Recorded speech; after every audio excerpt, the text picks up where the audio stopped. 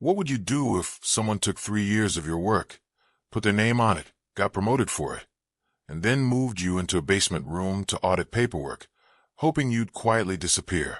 Today's story is about a man named Arjun.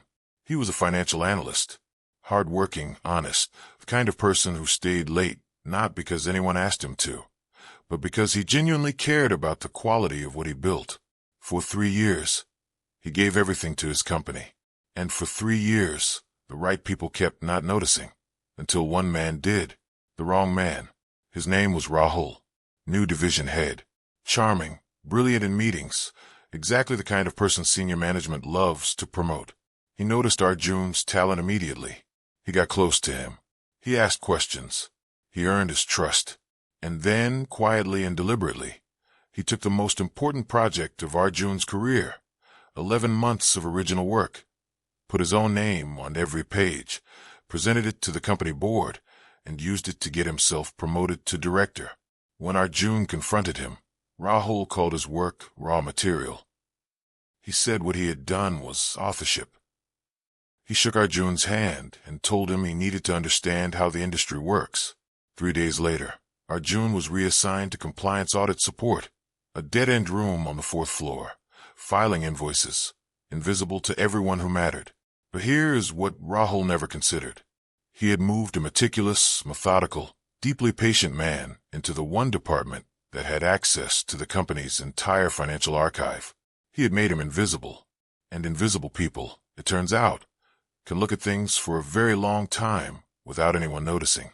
This is a story about what Arjun found in those records, what he did with it, and how the same silence that Rahul used to erase him became the thing that dismantled everything Rahul had built, quietly, legally, and permanently. He never raised his voice.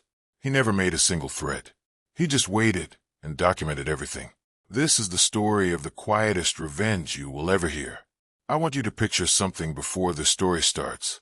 A man at a desk, plain shirt, steel lunchbox, a small photograph of his mother, facing him. He's auditing vendor invoices in a room where nothing matters, and he looks completely calm. He has looked completely calm for 41 days. That's the part that should worry you. March 3rd, 8:47 in the morning, Mumbai. The building is glass and chrome, and the elevator plays a soft corporate tone when the doors open, and Arjun Mehta walks through the lobby, the way he always does, unhurried, eyes forward, the kind of person the security guard nods to without thinking about it. 3rd year at Vertex Capital. He presses the button for the 4th floor, not the 12th, where the real work happens. The 4th floor, where the filing cabinets block the windows and the overhead lights buzz at a frequency that takes about 3 days to notice and then never stops. He sits down. He puts his tiffin box in its place. He opens his laptop. 2 floors above him, a conference room with a view of the Arabian Sea is being set up with catering. 3 institutional clients are arriving at 10 a.m. Rahul Desai, Director Financial Analytics, the man whose name is on every important slide in that room, arrived at 8:30. He is, at this moment, reviewing his presentation. He is confident. He has every reason to be. Arjun opens a vendor reconciliation file. He adjusts his chair slightly. He begins to type. His face gives nothing away. It never does. But if you look closely, you'd notice he hasn't checked his email once. He already knows what's going to happen today. He's known for 41 days. Before I tell you what Arjun did on that Wednesday morning, I need to take you back. Because without what came before it, what he did looks like revenge. And it wasn't revenge. It was something much quieter and much more permanent than that. This story starts 3 years earlier, with a man who was good at his job, honest with people around him, and about to trust exactly the wrong person at exactly the wrong time. Rahul Desai, the most dangerous people are the ones who make you feel safe. 3 years earlier, Vertex Capital Analytics floor. His name was Arjun Mehta, 31 years old. He took the 7:14 local every morning. Always the same carriage, always the same spot near the door, and arrived at Vertex Capital at 8:47. Not because he timed it, just because that's how long the walk took if he didn't rush and didn't dawdle. And Arjun Mehta was not a person who rushed or dawdled. He had been at Vertex 3 years. Mid-level financial analyst. The kind of employee who makes everyone around him look competent without ever asking for acknowledgement. His models were the ones senior partners presented to clients as their own insight. His documentation was so thorough that anyone could pick it up and walk into a board meeting with it and sound like they'd spent months on the problem. His desk, third from the left. A steel tiffin box his sister gave him when he joined. So you have something to eat when spreadsheets get lonely. A small succulent in a white ceramic pot. A framed photograph of his mother, yellow sari, squinting against the afternoon sun at his cousin's wedding, laughing at something just out of frame. He had positioned the photo so it faced him when he worked. He was 3 months from a promotion his manager had promised him directly, in a closed-door meeting, with specific words. Arjun, after the Q3 review, this is yours. You've more than earned it. He had believed it. He had gone home and called his mother. She had made a sound on the phone, not words, just a quiet exhale, and that sound had meant more to him than any offer letter. 18 months before everything fell apart. Rahul Desai arrived on a Tuesday. He was 42, new division head, top business school, 3 countries, 15 years of institutional finance. He walked into the office, and within 2 hours the atmosphere had reorganized itself around him, not because he demanded anything, but because certain people have a gravitational quality that rooms respond to without being asked. He remembered everyone's name. He asked about commutes. He leaned forward slightly when you were talking, the way people do when they want you to feel like the only person in the room. His office door was always open. He laughed easily. He went serious at exactly the right moments. Within 3 months, he had sought out Arjun specifically. That should have been the first signal. A division head paying careful, consistent attention to a mid-level analyst, not for his title, but for the texture of his thinking. He'd appear at Arjun's desk, pull up a chair, ask questions about the frameworks Arjun was building. Good questions. The kind that make you feel genuinely understood. Rahul, you think differently than anyone else in this division. I want to understand how you see these problems. Arjun thought, finally, someone who gets it. He didn't understand. Not yet. That being understood by the wrong person is not a gift. It is exposure. In September, Rahul asked for a full walkthrough of the project Arjun had been building for 11 months, a predictive risk assessment framework, a genuinely original behavioral financial model, the most important work of Arjun's career. He cleared his whole afternoon. He walked Rahul through every slide, every formula, every decision, and why he'd made it. 2 hours. He answered every question with the patience of someone who loves their work and has been waiting for someone to finally want to know about it. Rahul listened with his elbows on the desk, chin slightly forward, eyes moving between the screen and Arjun's face. He nodded in the right places. He asked the right follow-up questions. At the end, he put his hand briefly on Arjun's shoulder and said it was exceptional work. Then he asked Arjun to leave a full copy of the documentation in their shared drive. Arjun did. What Arjun didn't see, because he was looking at his own work, not at Rahul's face while he described it, was the particular quality of Rahul's attention that afternoon. Not curiosity, calculation, the look of a man who has just found something he intends to use. 6 weeks passed, then 8. The framework never came up again. Arjun assumed it was still being reviewed.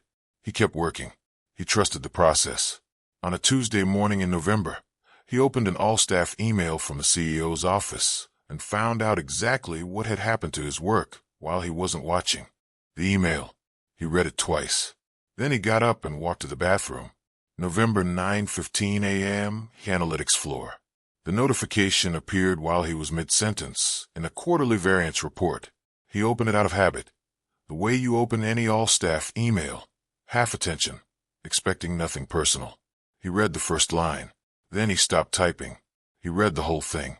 Then he put his hands flat on the desk and sat very still for a moment, the specific stillness of a person whose mind is moving very fast while their body has gone completely quiet.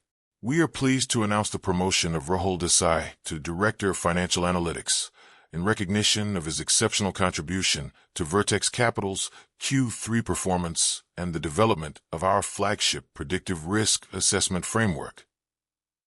He read those words, predictive risk assessment framework, and felt something shift behind his sternum. Not pain. Something colder, like a temperature change in a room you were just comfortable in. He closed the email. He opened it again. He read the name of the framework once more, as if the second reading might produce a different result. It did not. He stood up from his desk without a word to anyone, walked to the bathroom at the end of the corridor, and ran cold water over his wrists. He looked at himself in the mirror for a long time. His face gave nothing away. It never did. That had always been true of him, and it was both his strength and the thing that had made him so easy to underestimate. He told himself, there's an explanation. There has to be a follow-up announcement. He's going to mention you in the all hands. He would not do this. Not Rahul. You spent 2 hours with him. He asked about your thinking. People who ask about your thinking do not then erase you. They wouldn't. He dried his hands. He went back to his desk. He reread the email one more time. His name was not in it. Not once. Not in passing. Not in a footnote. Nowhere. 5:04 p.m. Rahul's office. He waited until the floor was mostly empty. Then he knocked on the glass of Rahul's office. One knock, deliberate. Rahul looked up. For just a fraction of a second. So brief you'd have to know to look for it. Something crossed his face. Not guilt. Recognition. The particular recognition of a person who knew this conversation was coming and has been deciding how to handle it. Then the smile came back, easy and open, and he waved Arjun in. Rahul. Arjun. Sit down. Arjun sat. He kept his voice even. No accusation in his tone. He had decided, on the walk over, that he would give Rahul every opportunity to explain, because maybe there was an explanation. He said the framework was his, built over 11 months. He had walked Rahul through every part of it in September. He wasn't here to fight. He just wanted to understand how the attribution had worked, and whether there was still a path to being acknowledged. He finished. He sat quietly and waited. Rahul let a moment pass. He leaned back slightly in his chair, not defensively, just settling into a position. He looked at Arjun with an expression that was not dismissive and not sympathetic, and was somehow both. A careful expression. A managed one. Rahul. I appreciate you coming to me directly. That's maturity. But I have to be honest, what you built was theoretical. It was raw material. What I did was take that material and build something that actually worked commercially. The behavioral integration, the client presentation layer, the board narrative, that's not input. That's authorship. That's what gets credited in this industry. Rahul says, the work you did was valuable. Genuinely. But you have to understand how this works. Arjun looked at him. Just looked at him. Not with anger. The anger was there, deep and very quiet, but it didn't reach his face. He looked at Rahul the way you look at something you are memorizing. Every word, every expression, every inch of the careful, managed performance happening across the desk from him. Arjun says, okay, thank you for explaining. He stood. He shook Rahul's hand. Rahul's hand was warm and dry, the handshake easy and practiced, and he walked out of the office and down the corridor and pressed the elevator button and rode down in silence. The word he kept coming back to, on the train home that night, was input. 11 months. Hundreds of hours. The most original work of his career. One word. Input. Like a raw material. Like something you feed into a machine and never think about again. 3 days later, a new org chart appeared on the company intranet. No phone call. No email. No conversation. Just a document quietly updated, with his name in a different box. Compliance audit support, 4th floor, effective immediately. He had not been fired. He had been erased. And for reasons he would spend months understanding. That is so much worse. What nobody at Vertex Capital understood. Not Rahul. Not the partners. Not the colleagues who smiled at him in corridors and kept walking. Was what it does to a careful, methodical, deeply patient person when you take everything they've built and hand it to someone else. You don't break them. You just remove everything they had to lose. The room without light. The loneliness of being present but invisible. December compliance audit support, 4th floor. The compliance room had windows. Nobody had thought to move the filing cabinets. The overhead fluorescent lights hummed at a frequency that took 3 days to notice, and then, once noticed, never stopped. Arjun's new desk was near the back, next to a printer that made a specific mechanical sound every 40 minutes regardless of whether anyone was printing anything. He knew this because he listened to it. In the first weeks, the way you notice the sounds of a place you have begun to understand you are stuck in. His job: review vendor invoices against purchase orders, flag discrepancies, file quarterly variance reports. He was 20 times more qualified than the work required. This was understood by everyone and acknowledged by no one. That mutual, unspoken knowledge, shared between Arjun and every person who passed his desk, was its own particular kind of daily cruelty.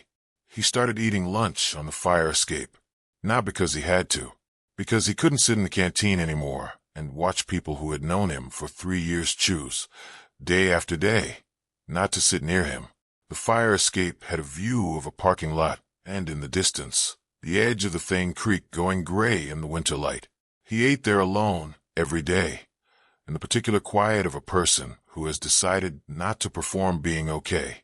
One morning, the corridor, Priya, his closest colleague from the analytics floor, came down to print something. She passed his desk. She stopped. She gave him the look he had come to know very well over those weeks, the look of a person who is sorry, who knows something is wrong, and who has already decided, very quietly, that the cost of saying so out loud is higher than they're willing to pay right now. Pri says, "Hey, how are you doing?" Her voice was warm. Her eyes didn't quite meet his when she said it.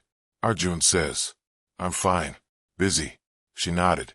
She picked up her documents from the printer tray. She walked away. He watched her go.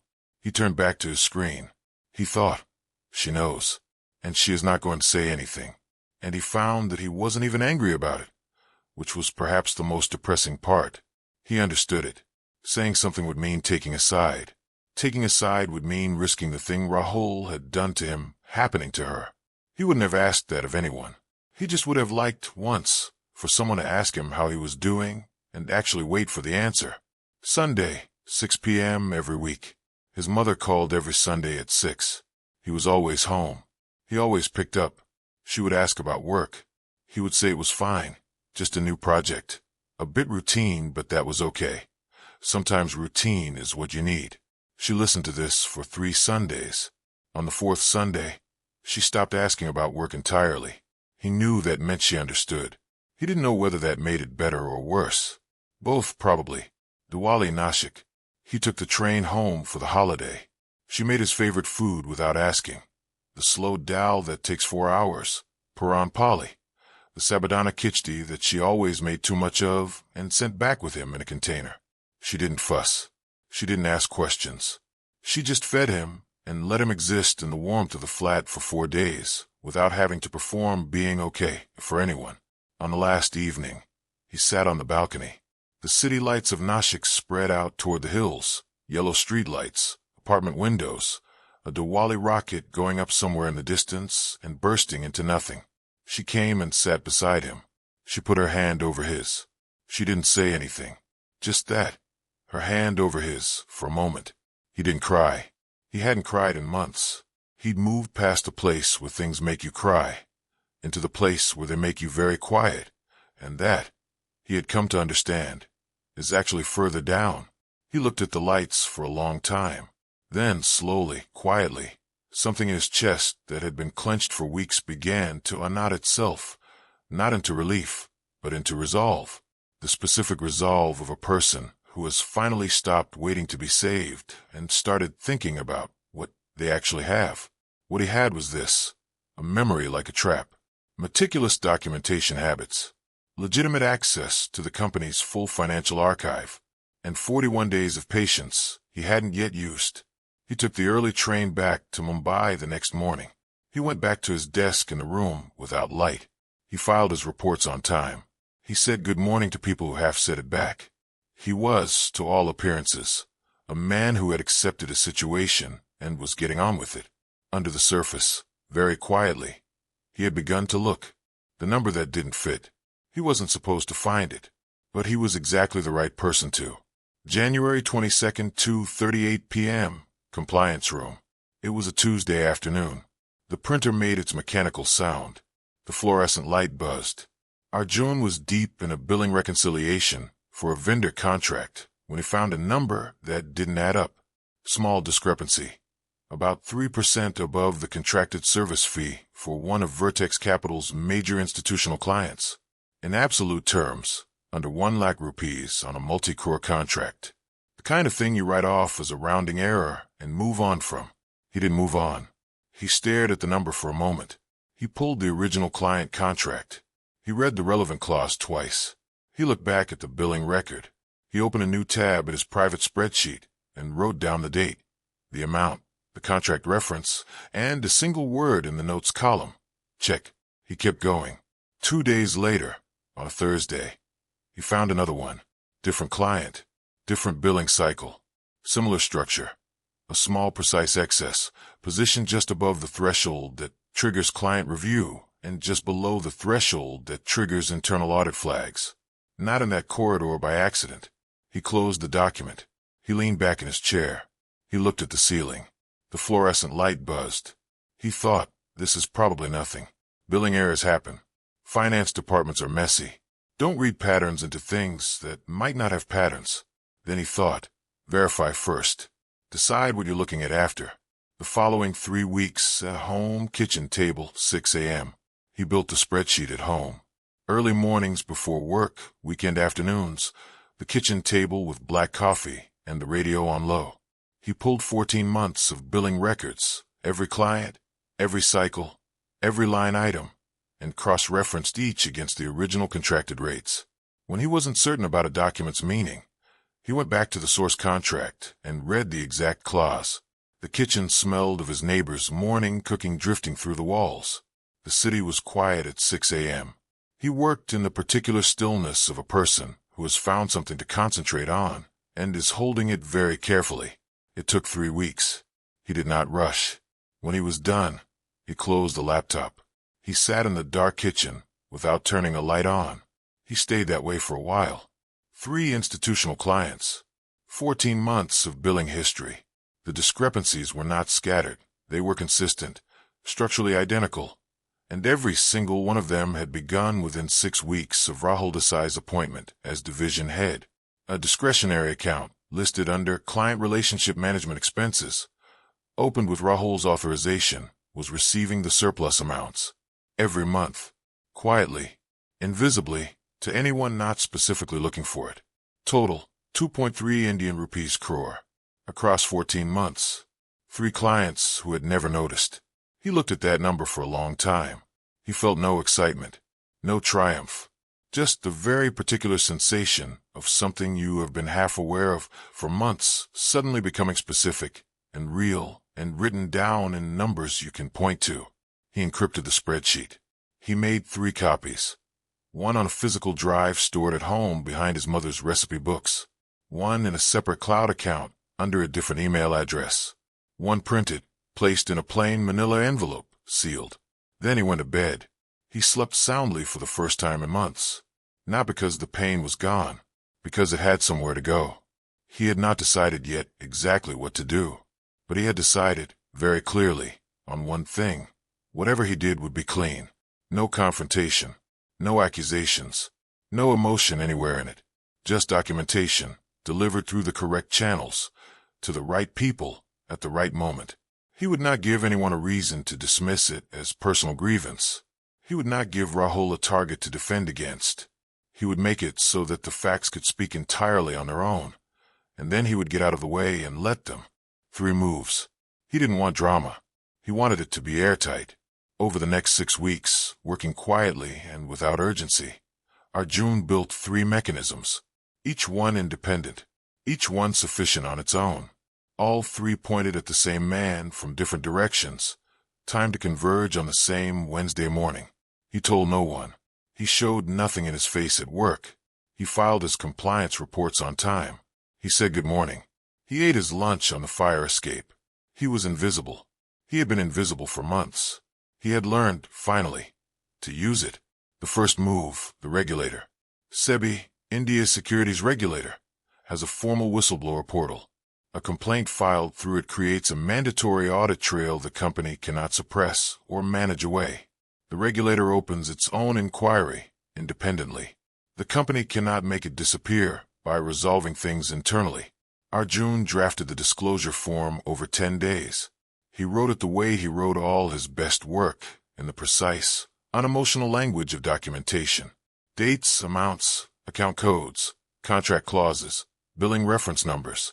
46 pages of organized evidence, with a clear narrative any auditor could follow without any prior knowledge of Vertex Capital.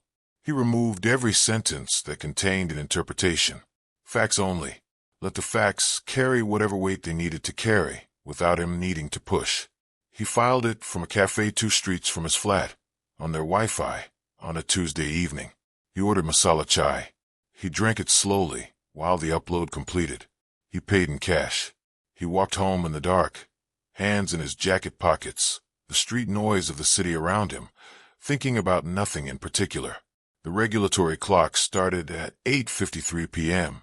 Rahul Desai did not know it existed. The second move, the clients. He didn't contact them directly.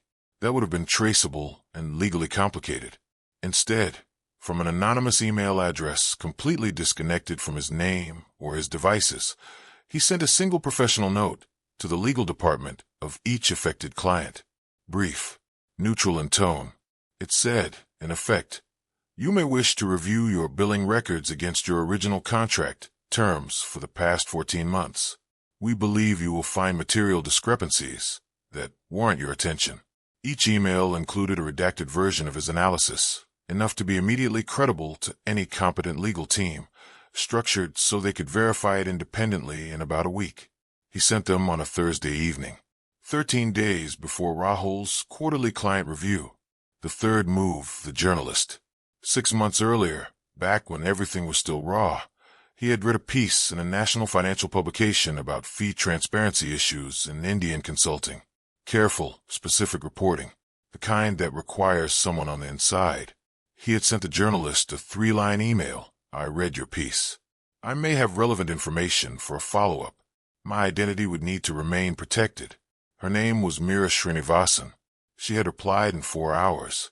They had corresponded carefully for months, redacted documentation, verified independently, a story sitting ready and waiting only for the regulatory angle that would make it legally airtight. The SEBI filing was that angle. 9 minutes after he submitted it, he sent her one line. "The regulatory channel has been activated.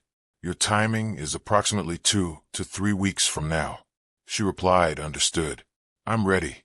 2 weeks before the review, Friday evening, Vikram, his oldest friend, the one he'd been having Friday beers with since college, looked at him across the bar table and said, without preamble, "Something's different with you. What are you doing?" Arjun turned the bottle slowly between his palms. He didn't answer immediately. Outside, the sound of the street, an auto rickshaw, someone calling a name, a dog somewhere. Normal city sounds. "Arjun, I found something at work. I reported it through the right channels." Vikram, "What kind of something?" Arjun, "Financial misconduct. Documented. I filed with the regulator and shared the evidence with the people it affected." Vikram looked at him for a moment. He knew Arjun well enough to hear what wasn't being said. "Vikram, does this have anything to do with what happened to you?" Arjun, "The misconduct is real and the documentation is airtight. That's what matters." Vikram looked at him for another long moment. Then he picked up his beer. "Vikram, you're the calmest angry person I've ever met." Arjun almost smiled. Almost. He had spent months being invisible. He had spent months being erased, moved aside, made irrelevant by a person who had measured him and decided he was not a threat. That was the miscalculation that cost Rahul Desai everything. Not that he stole the work, not that he manipulated the billing, but that he looked at Arjun Mehta, careful, quiet, methodical, patient Arjun Mehta, and decided there was nothing to be afraid of. March 3rd, Wednesday, 8:47 a.m. Arjun sat at his desk in the compliance room and opened his vendor reconciliation file. 2 floors above him, in a conference room with a view of the Arabian Sea, The catering was set up, and the chairs were arranged, and the presentation screen was on, and Rahul Desai was straightening his cuffs and reviewing his opening slide. He had no idea what was coming. He had every reason in the world to feel confident. The document on the table. Not a confrontation. A consequence. March 3rd, 10:06 a.m., Conference Room 12B. Rahul opened with energy. He always opened with energy. It was one of the things he genuinely did well. That ability to walk into a room and immediately make it feel like something important was about to happen. He shook hands. He adjusted the presentation. He made a remark that landed well. The 3 CFOs, their legal advisors, and the Big 4 audit partner at the far end of the table settled in. The Arabian Sea was flat and silver through the full-length windows. It was, by every visible measure, a normal quarterly review. He was 15 minutes in, momentum building, slides clean, his voice carrying the particular authority of a person who has never once walked into a room expecting it to go badly. When the CFO of the largest client raised his hand, Krishnamurti was 60, 25 years in institutional finance. He had the particular stillness of a person who has been in enough rooms to know exactly when a performance is being given and exactly how long to let it run before stopping it. He had waited until the 15th minute. Arjun suspected he had decided that number in advance. Krishnamurti, Mr. Desai, before we continue, our legal team has been reviewing our billing records for the past 3 weeks. They flagged discrepancies between our contracted retainer rates and what we were actually billed across 4 quarters. I wonder if you could walk us through the client relationship management discretionary account in your Q2 and Q3 ledgers. For seconds, the room held them. Rahul's expression didn't break. That was the remarkable thing. It genuinely didn't break. He had built his career on the ability to hold his face in difficult moments, and he held it now. His hands were still on the table. His voice, when it came, was completely even. Rahul, of course. Let me pull that up. Krishnamurti, we've already pulled it. Not unkindly, not with triumph. In the tone of a person who is done with the performance portion of the meeting and would like to proceed to the factual portion. Krishnamurti, we've also been in contact with 2 other institutional clients who use your division. Our legal teams have been comparing notes. As of 9:15 this morning, we received formal SEBI notification that a preliminary inquiry has been opened into billing practices at Vertex Capital. He reached into the folder in front of him and slid a document across the table. Rahul looked at it. He didn't pick it up.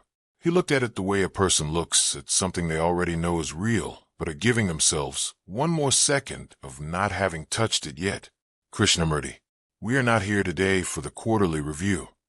That was it. No raised voices. No dramatic accusation. A document slid across a table in a room with a view of the sea. That was the entirety of 41 days of waiting. That was what Arjun had built in the dark at a kitchen table at 6 in the morning with black coffee and the radio on low. 2 floors below, 12:45 p.m. Arjun was eating lunch from his tiffin on the fire escape. The parking lot. The gray edge of the creek in the distance. The usual sounds. He had no view of what had happened upstairs. He didn't need one. He had placed things in motion weeks ago. What happened in that room was no longer his to manage. He had simply created conditions in which the truth could enter space Rahul had previously controlled completely, and then he had stepped back and let it do what truth does when it has enough documentation behind it. At 12:45, he noticed an HR manager on a floor she was never on. At 1:10, 2 senior partners were visible through the second-floor glass in the angled posture of people managing something urgent and unpleasant. At 1:30, Rahul's assistant moved quickly down a corridor with her eyes forward and her phone to her ear. Arjun watched each of these things. He noted them. He finished his lunch and went back to his desk. He submitted his Q4 variance report at 3 p.m., 2 hours ahead of schedule. 4:15 p.m. Through the glass partition of the compliance room, he watched Rahul Desai walk out of the CEO's office.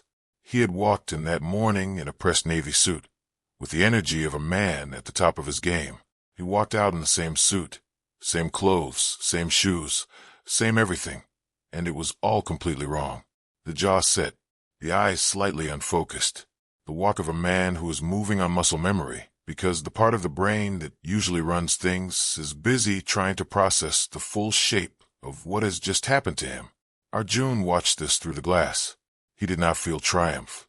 He felt, and he would not have been able to describe this clearly to anyone, something like the physical sensation of putting down a weight.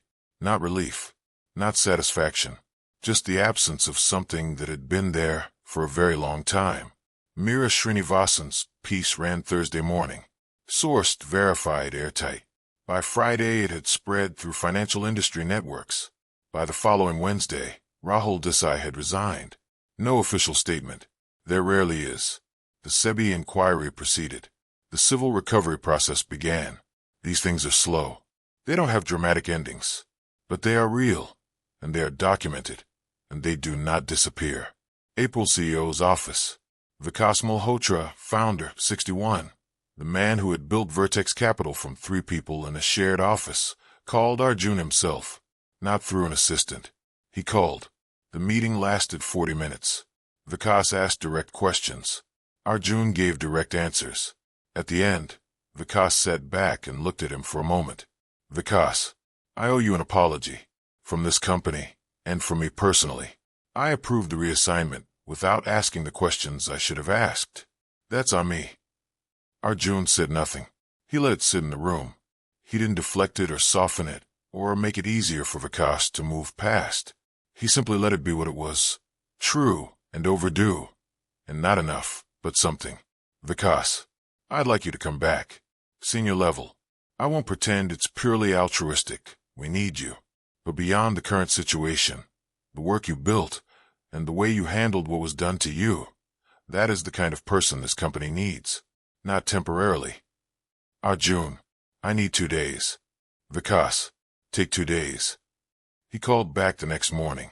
He said yes, not because he had won, and not because it felt like justice, but because he had spent 3 years building something real inside that company, and he decided he was not going to let someone else's ugliness take it from him permanently. First morning back on analytics floor. He unpacked slowly. Steel tiffin, mother's photograph, yellow sari, squinting into the afternoon sun, laughing at something just out of frame. The white ceramic pot with the succulent, which had survived the compliance room looking a little thinner than before, but still green, still very much alive. Priya came to find him within the first hour. She stood at the edge of his desk. She had the expression of a person who has been carrying something for a long time and isn't sure they're still allowed to put it down. Priya, I knew the whole time. About the framework. I want you to know I knew. Arjun looked at her. Not warmly, not coldly, just at her. The way you look at something true. Arjun, I know. A pause. Arjun, it's okay. She nodded. She went back to her desk. He watched her go. He turned back to his screen. Some apologies don't fix anything. They just name it. And sometimes, not always, but sometimes, naming it is the only thing left to do. And it has to be enough, because the alternative is carrying it indefinitely. And he was done carrying things that didn't belong to him. One afternoon in late April, he was deep in a client model, the real framework, finally being implemented the way he had always intended it, when the light shifted. 2 p.m. The afternoon sun came through the window at its particular angle, the one that turns the dust in the air into something that almost looks intentional. It moved across the floor, across his desk, across the keyboard, across his mother's photograph in its frame. The yellow sari, the squinting laugh, the joy aimed at something just out of frame. He stopped. He looked at it. He held that for a moment. Just the light on his desk. Just an ordinary afternoon in a life that was, after everything, still intact. Still his. He noticed the photograph, as if for the first time in months. His mother's face mid-laugh in the afternoon sun at his cousin's wedding. Caught in a moment of uncomplicated happiness. He noticed the succulent, still alive in its white pot. Slightly leaner than it used to be, but fundamentally unchanged. He hadn't noticed that light in a long time. He noticed it now. He went back to work. Some people fight loudly, and the world hears them immediately. Some people build quietly, and the world remembers them permanently. The most dangerous people do both, just never at the same time. They mistook his silence for acceptance. It was preparation.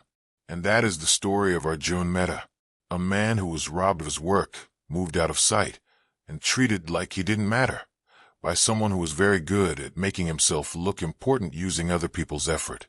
A man who said nothing, planned carefully, and let the truth do what truth does when it has enough evidence behind it. Rahul Desai resigned. The inquiry proceeded. The clients were repaid.